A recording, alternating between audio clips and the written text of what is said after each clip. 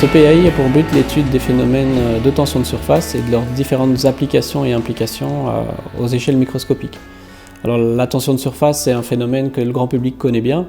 Par exemple, quand on mouille son doigt pour attraper une miette de pain ou un timbre-poste, c'est la tension de surface qu'on utilise. Il faut savoir que le phénomène de tension de surface est dominant, par exemple, dans la marche que certains insectes peuvent faire sur l'eau. Ces insectes ne flottent pas à la surface de l'eau par la poussée d'Archimède, mais ils flottent à la surface de l'eau par ces effets de tension de surface. L'originalité du réseau, c'est d'aborder ces problèmes de tension de surface par trois biais.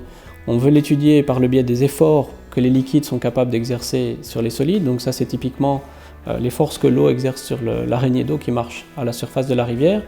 On l'étudie aussi à travers les liquides, comment on peut modifier les propriétés du liquide pour modifier la tension de surface. Et le troisième axe, c'est l'axe des surfaces. Donc les liquides reposent sous forme de gouttelettes sur des substrats et la texturation, donc la géométrie à l'échelle microscopique du substrat a aussi un effet sur ces effets de tension de surface.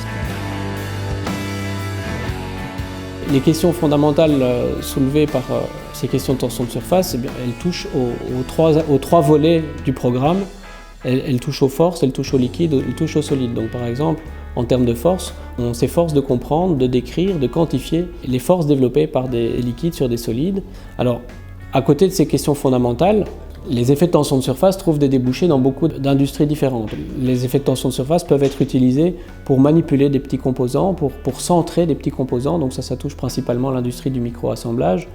L'induction de peinture, par exemple, dépend des conditions de mouillabilité. Ça relève aussi des phénomènes de tension de surface. Et l'industrie agroalimentaire également est concernée par ces aspects, notamment par le fait qu'elle essaye de développer ou qu'elle développe déjà des revêtements anti-adhésifs pour les liquides, pour les sodas, pour les yogourts.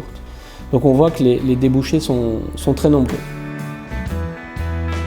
Cette thématique de tension de surface était étudiée par différentes équipes belges et internationales avec des points de vue différents, des points de vue de sciences des surfaces, des points de vue de microtechnique, des points de vue de physique des fluides et des points de vue de microfluidique.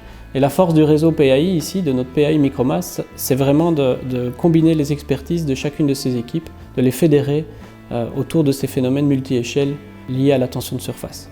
Pour bien aborder ces questions de tension de surface, il est nécessaire de maîtriser toute une série d'outils.